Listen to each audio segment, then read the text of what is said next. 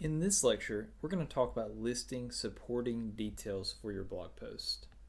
Before we get started with this though, I want to say that it's really important that you've done your research up to this point. You have to know what you're talking about. You have to have the experience or the research to back up your main idea. If you don't have that, this is going to be close to impossible. But to help you with that, I'll show you how easy it is to actually do some quick research for an article like this. So like I said, one of our ideas, angles for this article is to talk about the habits and the practices of great leaders, what great leaders do to become great leaders. And so you can just do a Google search, habits of great leaders, just like that, and look at all the different articles you can read and learn about the habits, practices, actions leaders take to become great leaders. So you could just click that. You could read through here, and I'm not at all advocating you stealing ideas or taking something and just copying and pasting it. By no means, do not do that. That's plagiarism. What I am saying is you can take the big ideas these people use and put it into your own words. Knowledge is meant to be shared. So if it isn't an online article, go read books, watch documentaries, whatever you need to do to educate yourself and give yourself the research. But do that, and then you'll be prepared to actually make your supporting points. So we're going to jump back in to our blog post. So you see there where we've built out the headline options, we have the main idea.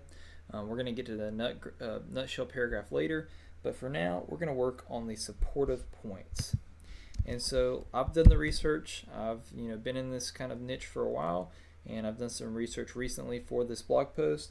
And so I know that my first supportive point and first thing is going to be practice gratitude. So one of the things that all great leaders do is they practice gratitude. So that's one of our points. Another thing all great leaders do is they commit to growing.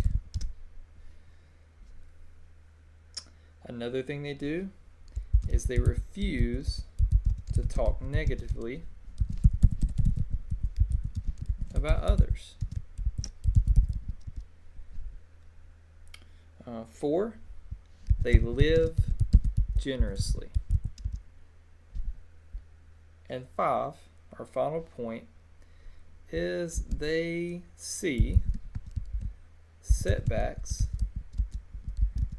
as opportunities. So there we are. There's 5 supportive points for this article. And what I won't show you because it would take too much time is for each of these, I'm going to build out some supportive points for each of these 5 points. And so I won't show you what those look like. I'll kind of do a time lapse, and in just a moment you'll see what these are actually built out and look like with some actual supporting sentences to add to this. Okay, so now I've actually built out each of these supportive points, and I'll briefly just show you how I support each of these 5 points. And as you listen to this, just think in terms of whatever your blog niche is about, whatever your blog posts are going to be about. So practice gratitude. I jump from there to say that expressing gratitude is the gateway to joy. So I'm giving some credence to the idea of practicing gratitude. I'm explaining why practicing gratitude is a supportive point. I'm giving credibility to it. And that's what you do. For each of these, you're just giving credibility to your supportive points. And so also say that when you're thankful for what you have, you spend less time being resentful and bitter about what you don't. And then a lifestyle of appreciation means that those around you will feel appreciated and adored. Again, I'm just giving some credibility to the supportive points so they can buy in and actually understand and comprehend the importance of this article and this idea of becoming a better leader. So 2, commit to growing. What's not growing is dying. Growing people attract others who want to grow. If you start growing in one area, it will usually cause you to grow in other areas. And 3, refuse to talk negatively about others. I talk about how gossip is toxic. 4, live generously. I talk about how I believe that God made us and designed us to give of ourselves, to be happy. That's actually what creates joy and makes us a better leader. is that when we give our time, our money, and encouragement to others, we become a better person and a better leader. And then 5, see setbacks as opportunities. I talk about how failure is inevitable. Making the most of failure builds character.